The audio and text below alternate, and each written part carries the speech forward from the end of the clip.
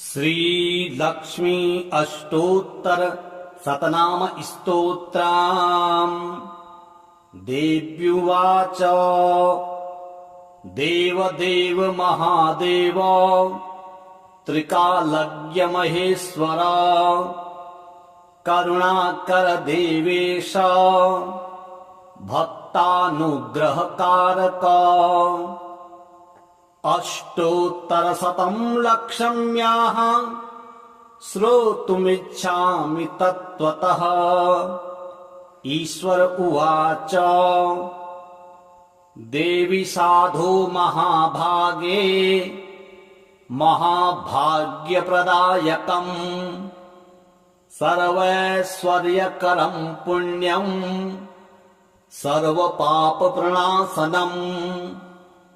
सर्वदारिद्र्यशमनम् श्रवणाद् भुक्तिमुक्तिदम् राजवश्यकरं दिव्यम् गुह्यात् गुह्यतरं परम् दुर्लभं सर्वदेवानां चतुष्षष्टिकलास्पदम् पद्मादीनाम्बरान्तानां निधीनां नित्यदायकम् समस्तदेव संसेव्यम् अणिमाध्यष्टसिद्धिदम् किमत्र बहुनोक्तेन देवी प्रत्यक्षदायकम् तव प्रीत्याद्य वक्ष्यामि समाहितमना शृणु। अष्टोत्तरशतस्यास्य महालक्ष्मीस्तु देवता क्लीं बीजपदमित्युक्तम् शक्तिस्तु भुवनेश्वरी अङ्गन्यासः करन्यासः स इत्यादि प्रकीर्तितः। ध्यानम् वन्दे पद्मकरां प्रसन्नवदनां सौभाग्यदां भाग्यदां हस्ताभ्यामभयप्रदां मणिगणैः नानाविधैः भूषितां भक्ताभीष्टफलप्रदां हरिहर ब्रह्मादिभिः सेविताम् पार्श्वे पङ्कजशङ्खपद्मनिधिभिः युक्तां सदा शक्तिभिः सरसिजनिलये सरोजहस्ते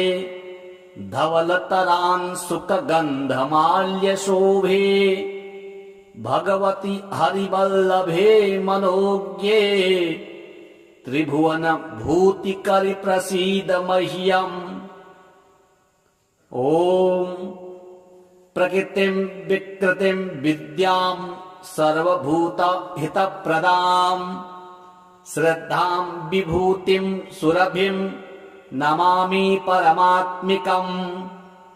वाचं पद्मालयां पद्मां शुचिं स्वाहां स्वधां सुधां धन्यां हिरण्यमयीं लक्ष्मीं नित्यपुष्टां विभावरीम् अदितिं च दितिं दीप्तां वसुधां वसुधारिणीं नमामि कमलां कान्तां क्षमां क्षीरोदसंभवाम् अनुग्रहपरां बुद्धिं अनघां हरिवल्लभाम् अशोकाममृतां दीप्तां लोकशोकविनाशिनीं नमामि धर्मनिलयां करुणां लोकमातरम्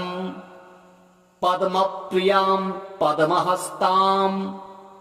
पद्माक्षीं पद्मसुन्दरीं पद्मोद्भवां पद्ममुखीं पद्मनाभप्रियां रमां पद्ममालाधरां देवीं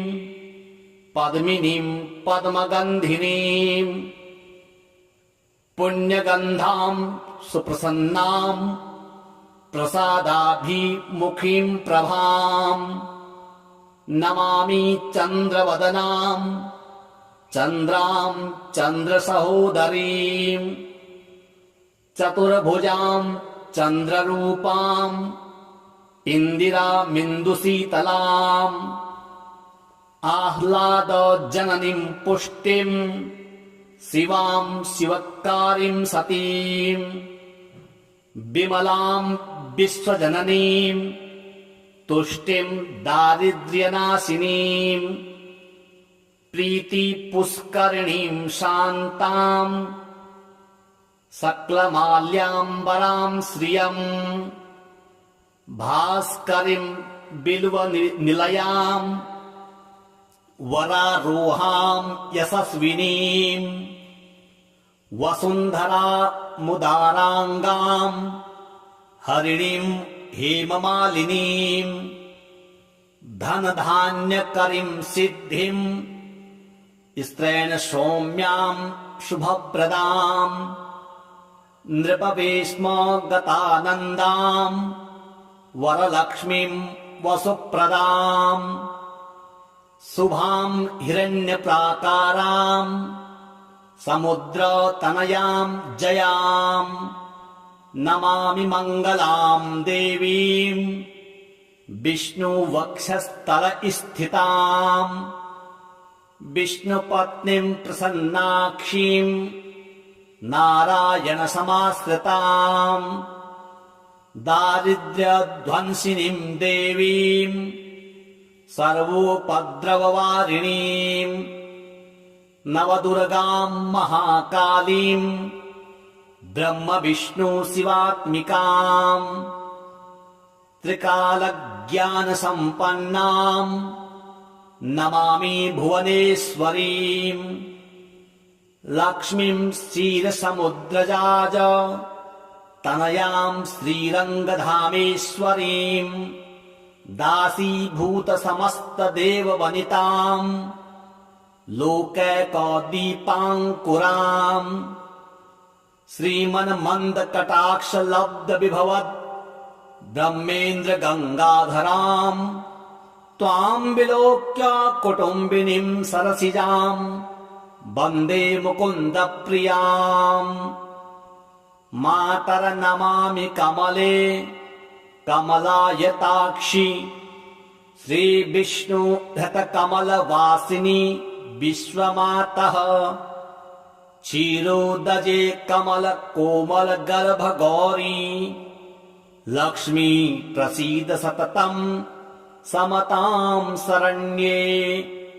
त्रिकालं यो जपेत् विद्वान् षण्मासं विजितेन्द्रियः दारिद्र्यध्वंसनं कृत्वा सर्वमाप्नोत यत्नतः देवी नाम सहस्रेषु पुण्यम् अष्टोत्तरं शतं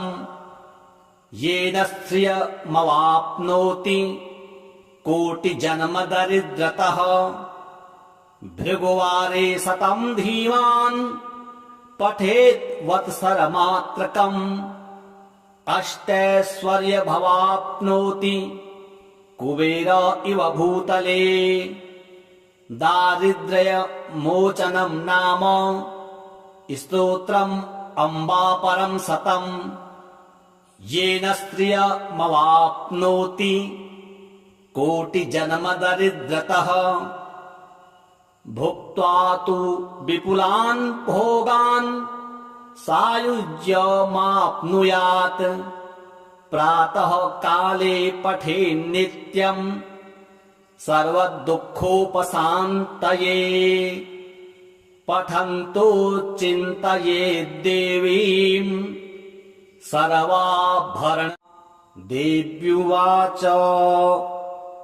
देवदेव महादेव त्रिकालज्ञ महेश्वर करुणाकर देवेश भक्तानुग्रहकारक अष्टोत्तरशतं लक्षम्याः श्रोतुमिच्छामि तत्त्वतः। ईश्वर उवाच देवी साधो महाभागे महाभाग्यप्रदायकम् सर्वैश्वर्यकरम् पुण्यम् सर्वपापप्रणाशनम् सर्वदारिद्र्यशमनम् श्रवणाद् भुक्तिमुक्तिदम् राजवस्यकरम् दिव्यम् गुह्यात् गुह्यतरम् परम् दुर्लभम् सर्वदेवानाम् चतुष्षष्टिकलास्पदम् पद्मादीनाम् वरान्तानाम् निधीनाम् नित्यदायकम् समस्तदेव संसेव्यम् अणिमाध्यष्टसिद्धिदम् किमत्र बहुनोक्तेन देवी प्रत्यक्षदायकम् तव प्रीत्याद्य समाहितमना शृणु अष्टोत्तरशतस्यास्य महालक्ष्मीस्तु देवता क्लीं बीजपदमित्युक्तम् शक्तिस्तु भुवनेश्वरी अङ्गन्यासः करन्यासः स इत्यादि प्रकीर्तितः ध्यानम् वन्दे पद्मकरां प्रसन्नवदनां सौभाग्यदां भाग्यदां हस्ताभ्याम् अभयप्रदां मणिगणैः नानाविधैः भूषिताम् भक्ताभीष्टफलप्रदां हरिहर ब्रह्मादिभिः सेविताम् पार्श्वे पङ्कजशङ्खपद्मनिधिभिः युक्तां सदा शक्तिभिः सरसिजनिलये सरोजहस्ते धवलतरांशुकगन्धमाल्यशोभे भगवति हरिवल्लभे मनोज्ञे त्रिभुवन भूतिकरि प्रसीद मह्यम्। ॐ प्रकृतिं विकृतिं विद्यां सर्वभूतहितप्रदां श्रद्धां विभूतिं सुरभिं नमामि परमात्मिकम्। वाचं पद्मालयां पद्मां शुचिं स्वाहां स्वधां सुधां धन्यां हिरण्यमयीं लक्ष्मीं नित्यपुष्टां विभावरीम् अदितिं च दितिं दीप्तां वसुधां वसुधारिणीं नमामि कमलां कान्तां क्षमां क्षीरोदसंभवाम् अनुग्रहपरां बुद्धिम् अनघां हरिवल्लभाम् अशोकाममृतां दीप्तां लोकशोकविनाशिनीं नमामि धर्मनिलयां करुणां लोकमातरम् पद्मप्रियां पद्महस्तां पद्माक्षीं पद्मसुन्दरीं पद्मोद्भवां पद्ममुखीं पद्मनाभप्रियां रमां पद्ममालाधरां देवीं पद्मिनीं पद्मगन्धिनीं पुण्यगन्धां सुप्रसन्नां प्रसादाभिमुखीं प्रभां नमामि चन्द्रवदनां चन्द्रां चन्द्रसहोदरीं चतुर्भुजां चन्द्ररूपां इन्दिरामिन्दुशीतलाम् आह्लादजननीं पुष्टिं शिवां शिवकारीं सतीं विमलां विश्वजननीं तुष्टिं दारिद्र्यनाशिनीं प्रीतिपुष्करिणीं शान्तां सकलमाल्याम्बरां श्रियं भास्करीं बिल्वनिलयां वरारोहां यशस्विनीं वसुन्धरा मुदाराङ्गां हरिणीं हेममालिनीं धनधान्यकरीं सिद्धिं स्त्रैण सौम्यां शुभप्रदां नृपवेश्मगतानन्दां वरलक्ष्मीं वसुप्रदां शुभां हिरण्यप्राकारां समुद्रतनयां जयां नमामि मङ्गलां देवीं विष्णुवक्षस्थलस्थितां विष्णुपत्नीं प्रसन्नाक्षीं नारायणसमाश्रितां दारिद्र्यध्वंसिनीं देवीं सर्वोपद्रववारिणीं नवदुर्गां महाकालीं ब्रह्मविष्णुशिवात्मिकां त्रिकालज्ञानसम्पन्नां नमामि भुवनेश्वरीं लक्ष्मीं क्षीरसमुद्रजाज तनयां श्रीरङ्गधामेश्वरीं दासीभूतसमस्तदेववनितां लोकैकदीपाङ्कुरां श्रीमन्मन्दकटाक्षलब्धविभवद् ब्रह्मेन्द्रगङ्गाधरां त्वां विलोक्य कुटुम्बिनीं सरसिजां वन्दे मुकुन्दप्रियां मातर्नमामि कमले कमलायताक्षि श्रीविष्णुधृतकमलवासिनि विश्वमातः क्षीरोदजे कमलकोमलगर्भगौरी लक्ष्मी प्रसीद सततं समतां शरण्ये त्रिकालं यो जपेत् विद्वान् षण्मासं विजितेन्द्रियः दारिद्र्यध्वंसनं कृत्वा सर्वमाप्नोत यत्नतः देवी नाम सहस्रेषु पुण्यम् अष्टोत्तरं शतं येन श्रियमवाप्नोति कोटिजन्मदरिद्रतः भृगुवारे शतं धीमान् पठेत् वत्सरमात्रकम् अष्टैश्वर्यमवाप्नोति कुबेर इव भूतले दारिद्र्यमोचनं नाम स्तोत्रम् अम्बापरं शतं येन श्रियमवाप्नोति कोटिजन्मदरिद्रतः भुक्त्वा तु विपुलान् भोगान् सायुज्यमाप्नुयात्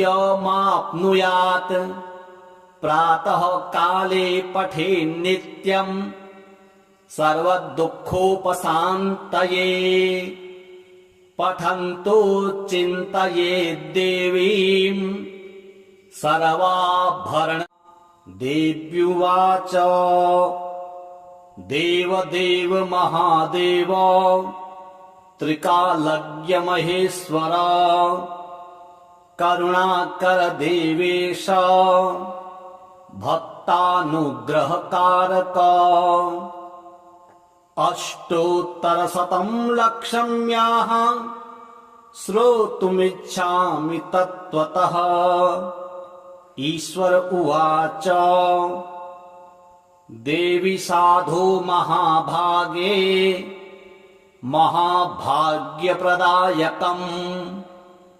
सर्वैश्वर्यकरं पुण्यम् सर्वपापप्रणाशनम् सर्वदारिद्र्यशमनम् श्रवणाद् भुक्ति मुक्तिदम् राजवस्य करम् दिव्यम् गुह्यात् गुह्यतरम् परम् दुर्लभम् सर्वदेवानाम् चतुष्षष्टिकलास्पदम् पद्मादीनाम् वरान्तानाम् निधीनाम् नित्यदायकम् समस्तदेव संसेव्यम् अणिमाध्यष्टसिद्धिदम् किमत्र बहुनोक्तेन देवी प्रत्यक्षदायकम् तव प्रीत्याद्य वक्ष्यामि समाहितमना शृणु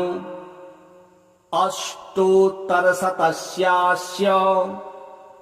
महालक्ष्मीस्तु देवता क्लीं बीजपदमित्युक्तम् शक्तिस्तु भुवनेश्वरी अङ्गन्यासः करन्यासः स इत्यादि प्रकीर्तितः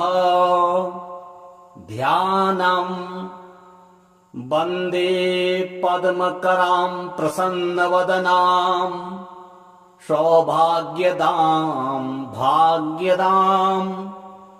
हस्ताभ्याम् अभयप्रदां मणिगणैः नानाविधैः भूषिताम् भक्ताभीष्टफलप्रदां हरिहर ब्रह्मादिभिः सेविताम् पार्श्वे पङ्कजशङ्खपद्मनिधिभिः युक्तां सदा शक्तिभिः सरसिजनिलये सरोजहस्ते धवलतरांशुकगन्धमाल्यशोभे भगवति हरिवल्लभे मनोज्ञे त्रिभुवनभूतिकरि प्रसीद मह्यम् ॐ प्रकृतिं विकृतिं विद्यां सर्वभूतहितप्रदां श्रद्धां विभूतिं सुरभिं नमामि परमात्मिकम् वाचं पद्मालयां पद्मां शुचिं स्वाहां स्वधां सुधां धन्यां हिरण्यमयीं लक्ष्मीं नित्यपुष्टां विभावरीम् अदितिं च दितिं दीप्तां वसुधां वसुधारिणीं नमामि कमलां कान्तां क्षमां क्षीरोदसम्भवाम् अनुग्रहपरां बुद्धिम् अनघां हरिवल्लभाम् अशोकाममृतां दीप्तां लोकशोकविनाशिनीं नमामि धर्मनिलयां करुणां लोकमातरम् पद्मप्रियां पद्महस्तां पद्माक्षीं पद्मसुन्दरीं पद्मोद्भवां पद्ममुखीं पद्मनाभप्रियां रमां पद्ममालाधरां देवीं पद्मिनीं पद्मगन्धिनीं पुण्यगन्धां सुप्रसन्नां प्रसादाभिमुखीं प्रभां नमामि चन्द्रवदनां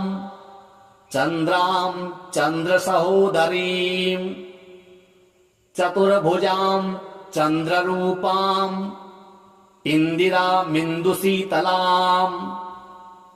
आह्लादजननीं पुष्टिं शिवां शिवकारीं सतीं विमलां विश्वजननीं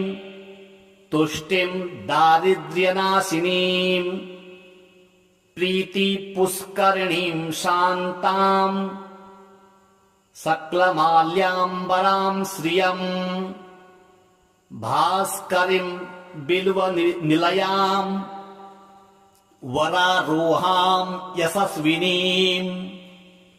वसुन्धरा मुदाराङ्गाम् हरिणीम् हेममालिनीम् धनधान्यकरीम् सिद्धिम् स्त्रैण सौम्याम् शुभप्रदाम् नृपवेश्म गतानन्दाम् वरलक्ष्मीम् वसुप्रदाम् शुभाम् हिरण्यप्राकाराम् समुद्रतनयाम् जयाम् नमामि मङ्गलाम् देवीम् विष्णुवक्षस्थलस्थिताम् विष्णुपत्नीम् प्रसन्नाक्षीम् नारायणसमाश्रिताम् दारिद्र्यध्वंसिनीम् देवीम् सर्वोपद्रववारिणीम्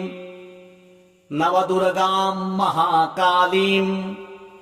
ब्रह्मविष्णुशिवात्मिकाम् त्रिकालज्ञानसम्पन्नाम् नमामि भुवनेश्वरीम् लक्ष्मीम् क्षीरसमुद्रजाज तनयाम् श्रीरङ्गधामेश्वरीम् दासीभूतसमस्तदेववनिताम् लोकैकदीपाङ्कुराम् श्रीमन्मन्दकटाक्षलब्धविभवद् ब्रह्मेन्द्रगङ्गाधराम् त्वाम् विलोक्य कुटुम्बिनीम् सरसिजाम् वन्दे मुकुन्दप्रियाम् मातरनमामि कमले कमलायताक्षि श्रीविष्णुधृतकमलवासिनि विश्वमातः क्षीरोदजे कमलकोमलगर्भगौरी लक्ष्मी प्रसीद सततम् समताम् शरण्ये त्रिकालम् यो जपेत् विद्वान् षण्मासम् विजितेन्द्रियः दारिद्र्यध्वंसनम् कृत्वा सर्वमाप्नोत यत्नतः देवी नाम सहस्रेषु पुण्यम् अष्टोत्तरम् शतम् येन श्रियमवाप्नोति कोटिजन्मदरिद्रतः भृगुवारे शतम् धीमान् पठेत् वत्सरमात्रकम् अष्टैश्वर्यमवाप्नोति कुबेर इव भूतले दारिद्र्यमोचनम् नाम स्तोत्रम् अम्बापरम् शतम् येन श्रियमवाप्नोति कोटिजन्मदरिद्रतः भुक्त्वा तु विपुलान् भोगान् सायुज्यमाप्नुयात् प्रातः काले पठेन्नित्यम् सर्वदुःखोपशान्तये पठन्तो चिन्तयेद्देवीम् सर्वाभरण देव्युवाच देवदेव महादेव त्रिकालज्ञ महेश्वर करुणाकर देवेश भक्तानुग्रहकारक अष्टोत्तरशतम् लक्षम्याः श्रोतुमिच्छामि तत्त्वतः ईश्वर उवाच देवी साधो महाभागे महाभाग्यप्रदायकम् सर्वैश्वर्यकरम् पुण्यम् सर्वपापप्रणाशनम् सर्वदारिद्र्यशमनम् श्रवणाद् भुक्तिमुक्तिदम् राजवस्यकरम् दिव्यम् गुह्यात् गुह्यतरम् परम्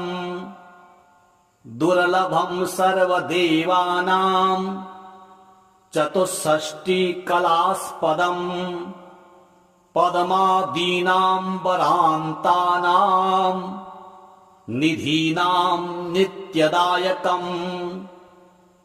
समस्तदेव संसेव्यम्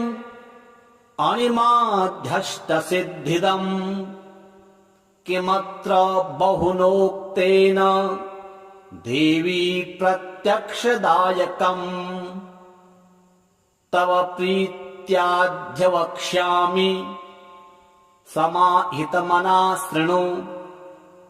अष्टोत्तरशतस्यास्य महालक्ष्मीस्तु देवता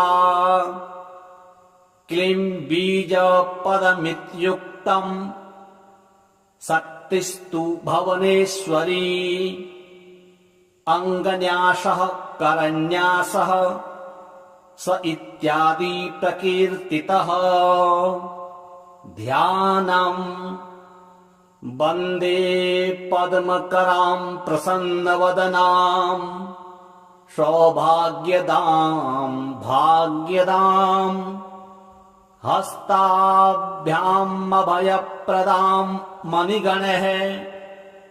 नानाविधः भूषितां भक्ताभीष्टफलप्रदां हरिहर ब्रह्मादिभिः सेवितां पार्श्वे पङ्कजशङ्खपद्मनिधिभिः युक्तां सदा शक्तिभिः सरसिजनिलये सरोजहस्ते धवलतरांशुकगन्धमाल्यशोभे भगवति हरिवल्लभे मनोज्ञे त्रिभुवनभूतिकरि प्रसीद मह्यम् ॐ प्रकृतिं विकृतिं विद्यां सर्वभूतहितप्रदां श्रद्धां विभूतिं सुरभिं नमामि परमात्मिकम् वाचं पदमालयां पदमां शुचिं स्वाहां स्वधां सुधां धन्यां हिरण्यमयीं लक्ष्मीं नित्यपुष्टां विभावरीं अदितिं च दितिं दीप्तां वसुधां वसुधारिणीं नमामि कमलां कान्तां क्षमां क्षीरोदसम्भवाम् अनुग्रहपरां बुद्धिम् अनघां हरिवल्लभाम् अशोकाममृतां दीप्तां लोकशोकविनाशिनीं नमामि धर्मनिलयां करुणां लोकमातरम् पद्मप्रियां पद्महस्तां पद्माक्षीं पद्मसुन्दरीं पद्मोद्भवां पद्ममुखीं पद्मनाभप्रियां रमां पद्ममालाधरां देवीं पद्मिनीं पद्मगन्धिनीं पुण्यगन्धां सुप्रसन्नां प्रसादाभिमुखीं प्रभां नमामि चन्द्रवदनां चन्द्रां चन्द्रसहोदरीं चतुर्भुजां चन्द्ररूपां इन्दिरामिन्दुशीतलाम् आह्लादजननीं पुष्टिं शिवां शिवकारीं सतीं विमलां विश्वजननीं तुष्टिं दारिद्र्यनाशिनीं प्रीतिपुष्करिणीं शान्तां सकलमाल्याम्बरां श्रियं भास्करीं बिल्वनिलयां वरारोहां यशस्विनीं वसुन्धरामुदाराङ्गां हरिणीं हेममालिनीं धनधान्यकरीं सिद्धिं स्त्रैण सौम्यां शुभप्रदां नृपवेश्मगतानन्दां वरलक्ष्मीं वसुप्रदां शुभां हिरण्यप्राकारां समुद्रतनयां जयां नमामि मङ्गलां देवीं विष्णुवक्षस्थलस्थितां विष्णुपत्नीं प्रसन्नाक्षीं नारायणसमाश्रितां दारिद्र्यध्वंसिनीं देवीं सर्वोपद्रववारिणीं नवदुर्गां महाकालीं ब्रह्मविष्णुशिवात्मिकां त्रिकालज्ञानसम्पन्नां नमामि भुवनेश्वरीं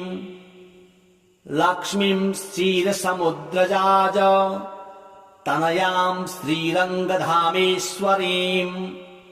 दासीभूतसमस्तदेववनितां लोकैकदीपाङ्कुराम् श्रीमन्मन्दकटाक्षलब्धविभवद् ब्रह्मेन्द्रगङ्गाधरां त्वां विलोक्य कुटुम्बिनीं सरसिजां वन्दे मुकुन्दप्रियाम्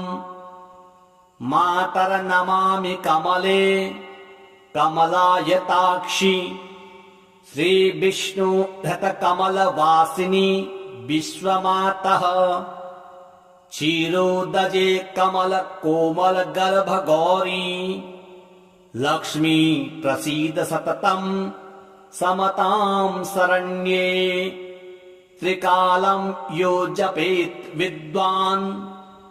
षण्मासं विजितेन्द्रियः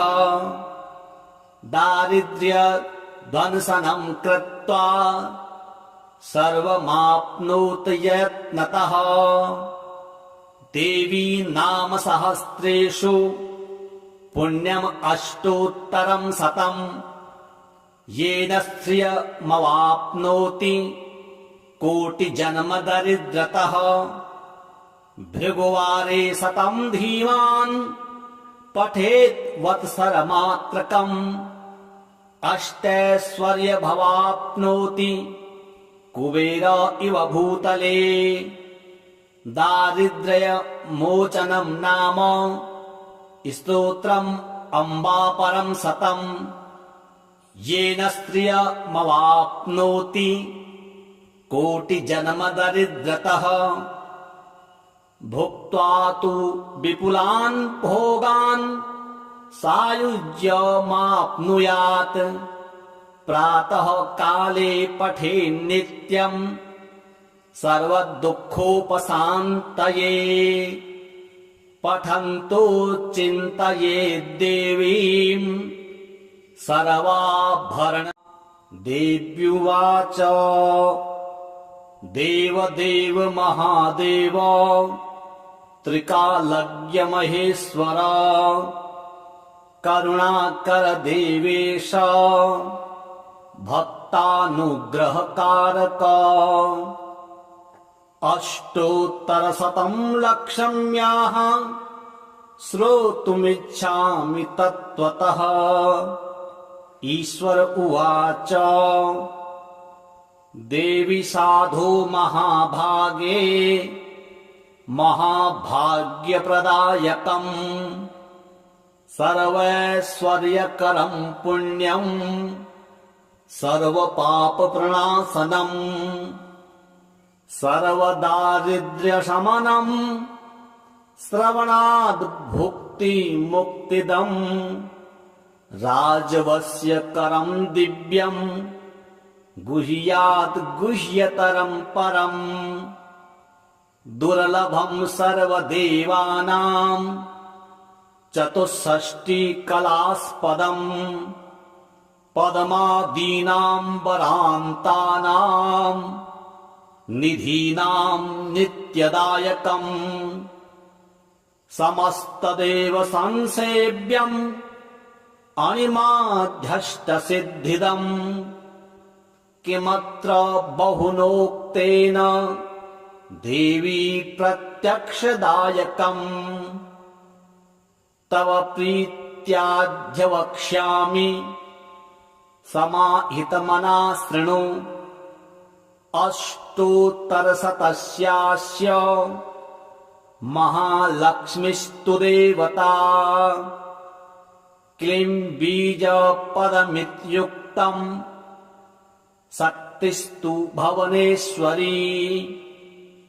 अङ्गन्यासः करन्यासः स इत्यादि प्रकीर्तितः ध्यानम् वन्दे पद्मकरां प्रसन्नवदनां सौभाग्यदां भाग्यदां हस्ताभ्याम् अभयप्रदां मणिगणैः नानाविधः भूषितां भक्ताभीष्टफलप्रदां हरिहर ब्रह्मादिभिः सेवितां पार्श्वे पङ्कजशङ्खपद्मनिधिभिः युक्तां सदा शक्तिभिः सरसिजनिलये सरोजहस्ते धवलतरांशुकगन्धमाल्यशोभे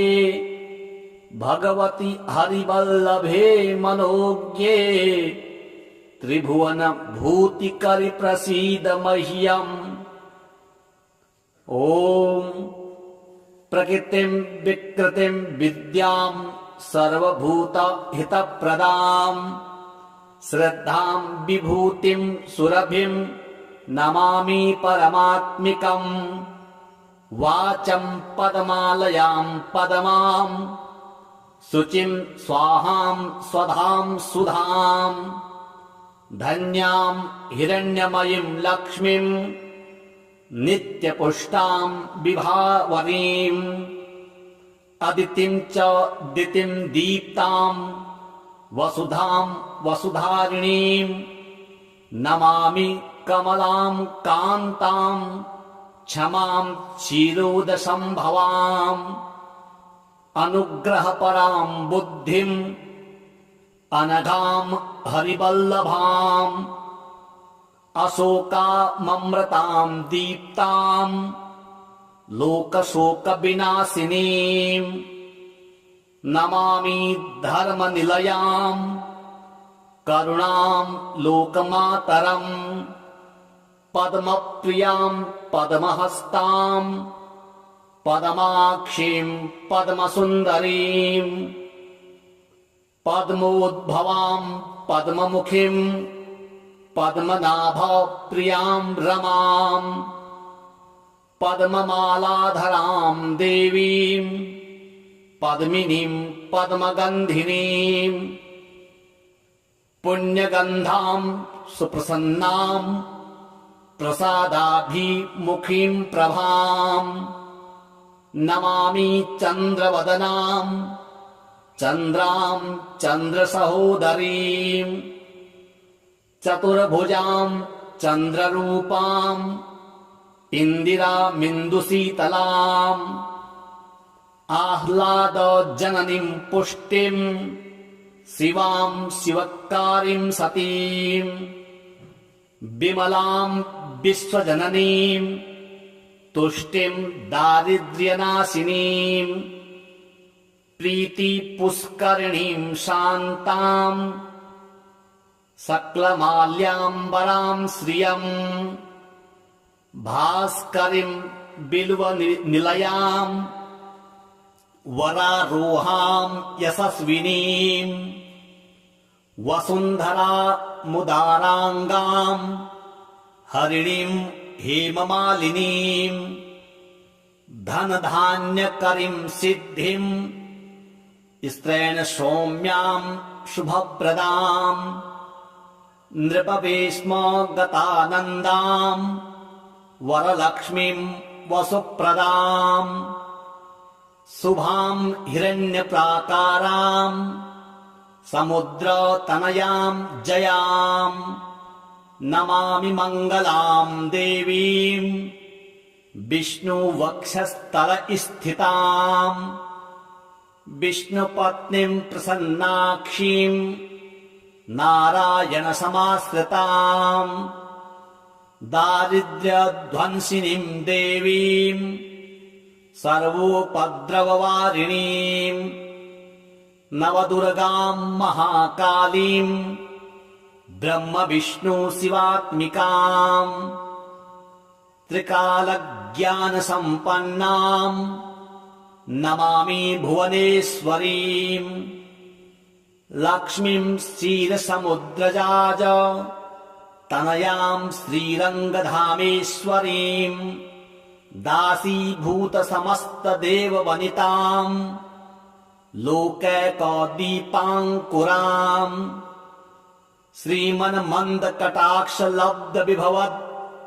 ब्रह्मेन्द्र गङ्गाधराम् त्वां विलोक्य कुटुम्बिनीं सरसिजां वन्दे मुकुन्दप्रियाम् मातर्नमामि कमले कमलायताक्षि श्रीविष्णुधृतकमलवासिनि विश्वमातः क्षीरोदजे कमलकोमलगर्भगौरी लक्ष्मी प्रसीद सततं समतां शरण्ये त्रिकालं यो जपेत् विद्वान् षण्मासं विजितेन्द्रियः दारिद्र्यध्वंसनं कृत्वा सर्वमाप्नोत यत्नतः देवी नाम सहस्रेषु पुण्यम् अष्टोत्तरं शतं येन श्रियमवाप्नोति कोटिजन्मदरिद्रतः भृगुवारे शतं धीमान् पठेत् वत्सरमात्रकम् अष्टैश्वर्यमवाप्नोति कुबेर इव भूतले दारिद्र्यमोचनं नाम स्तोत्रम् अम्बापरं शतं येन स्त्रियमवाप्नोति कोटिजन्मदरिद्रतः भुक्त्वा तु विपुलान् भोगान् सायुज्यमाप्नुयात् प्रातः काले पठेन्नित्यम् सर्वदुःखोपशान्तये पठन्तो चिन्तयेद्देवीम् सर्वाभरण देव्युवाच देवदेव महादेव त्रिकालज्ञ महेश्वर करुणाकर देवेश भक्तानुग्रहकारक अष्टोत्तरशतं लक्ष्म्याः श्रोतुमिच्छामि तत्त्वतः ईश्वर उवाच देवी साधो महाभागे महाभाग्यप्रदायकम् सर्वैश्वर्यकरं पुण्यं सर्वपापप्रणाशनम् सर्वदारिद्र्यशमनम् श्रवणाद् भुक्तिमुक्तिदम् राजवस्यकरं दिव्यम् गुह्यात् गुह्यतरं परम् दुर्लभं सर्वदेवानां चतुष्षष्टिकलास्पदम् पद्मादीनां वरान्तानां निधीनां नित्यदायकम् समस्तदेव संसेव्यम् अणिमाध्यष्टसिद्धिदम्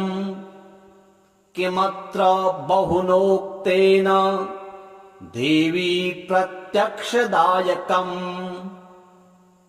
तव प्रीत्याद्य वक्ष्यामि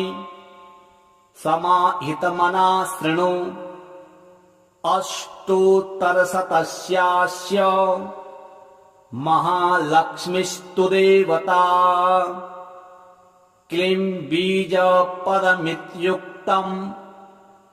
शक्तिस्तु भुवनेश्वरी अङ्गन्यासः करन्यासः स इत्यादि प्रकीर्तितः ध्यानम् वन्दे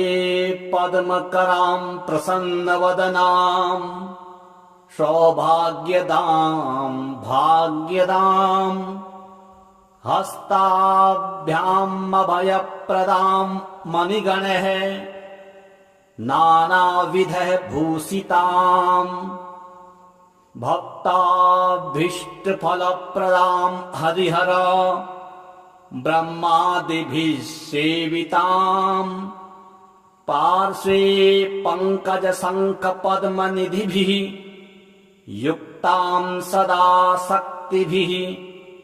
सरसिजनिलये सरोजहस्ते धवलतरांशुकगन्धमाल्यशोभे भगवति हरिवल्लभे मनोज्ञे त्रिभुवनभूतिकरि प्रसीद मह्यम्। ॐ प्रकृतिं विकृतिं विद्यां सर्वभूतहितप्रदां श्रद्धां विभूतिं सुरभिं नमामि परमात्मिकम्। वाचं पदमालयां पदमां शुचिं स्वाहां स्वधां सुधां धन्यां हिरण्यमयीं लक्ष्मीं नित्यपुष्टां विभावरीम् अदितिं च दितिं दीप्तां वसुधां वसुधारिणीं नमामि कमलां कान्तां क्षमां क्षीरोदसंभवाम् अनुग्रहपरां बुद्धिम् अनघां हरिवल्लभाम् अशोकाममृतां दीप्तां लोकशोकविनाशिनीं नमामि धर्मनिलयां करुणां लोकमातरम् पद्मप्रियां पद्महस्तां पद्माक्षीं पद्मसुन्दरीं पद्मोद्भवां पद्ममुखीं पद्मनाभप्रियां रमां पद्ममालाधरां देवीं पद्मिनीं पद्मगन्धिनीं पुण्यगन्धां सुप्रसन्नां प्रसादाभिमुखीं प्रभां नमामि चन्द्रवदनां चन्द्रां चन्द्रसहोदरीं चतुर्भुजां चन्द्ररूपां इन्दिरामिन्दुशीतलाम्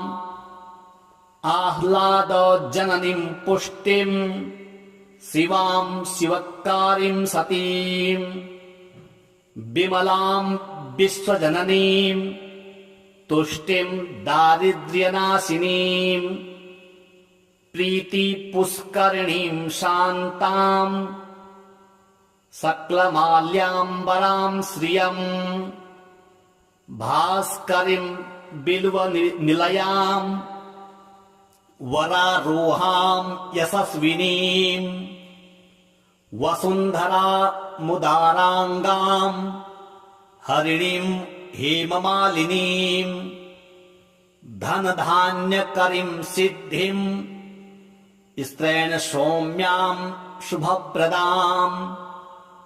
नृपवेश्मगतानन्दां वरलक्ष्मीं वसुप्रदां शुभां हिरण्यप्राकारां समुद्रतनयां जयां नमामि मङ्गलां देवीं विष्णुवक्षस्थलस्थितां विष्णुपत्नीं प्रसन्नाक्षीं नारायणसमाश्रितां दारिद्र्यध्वंसिनीं देवीं सर्वोपद्रववारिणीं नवदुर्गां महाकालीं ब्रह्मविष्णुशिवात्मिकां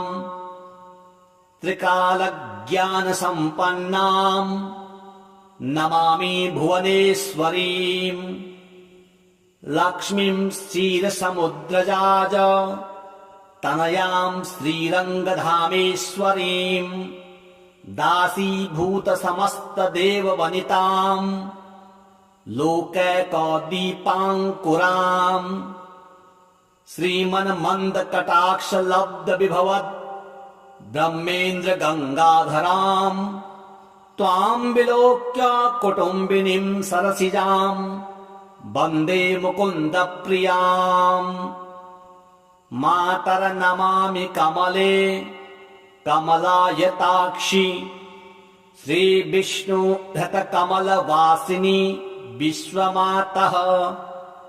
क्षीरोदजे कमल कोमल गर्भ गौरी लक्ष्मी प्रसीद सततम् समतां शरण्ये। त्रिकालं यो जपेत् विद्वान् षण्मासं विजितेन्द्रियः दारिद्र्यध्वंसनं कृत्वा सर्वमाप्नोति यत्नतः। देवी नाम सहस्रेषु पुण्यम् अष्टोत्तरं शतम् येन श्रियमवाप्नोति कोटिजन्म दरिद्रतः। भृगुवारे शतं धीमान् पठेत् वत्सरमात्रकम् अष्टैश्वर्यमवाप्नोति कुबेर इव भूतले। दारिद्र्यमोचनं नाम स्तोत्रम् अम्बापरं शतम् येन श्रियमवाप्नोति कोटिजन्म दरिद्रतः। भुक्त्वा तु विपुलान् भोगान् सायुज्यमाप्नुयात्। प्रातः काले पठेन्नित्यम् सर्वदुःखोपशान्तये। पठन्तो चिन्तयेद्देवीम् सर्वाभरण